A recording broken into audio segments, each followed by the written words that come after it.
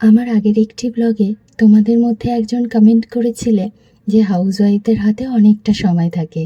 আমি হাউসওয়াইফ নই গো, আমি ফুল ওয়ার্কিং। ঘরে সমস্ত কাজ সামলানোর পরে বাইরের কাজটাও আমাকে একা হাতে পুরোটা সামলাতে হয়। কিন্তু কি বলো তো, হেলদি খাবার কিভাবে বানানো যায় এবং সেটাকে সুন্দর করে কিভাবে প্রেজেন্ট করা যায়, এটা নিয়ে রিসার্চ করাটা আমার প্যাশন।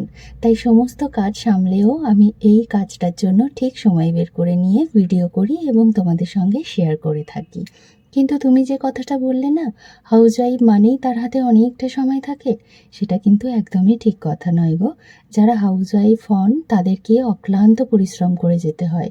বছরের ৩৬৫ দিন তারা পরিশ্রম করে যান পরিবারের প্রত্যেকটা সদস্যের মুখে খাবার তুলে দেওয়ার জন্য।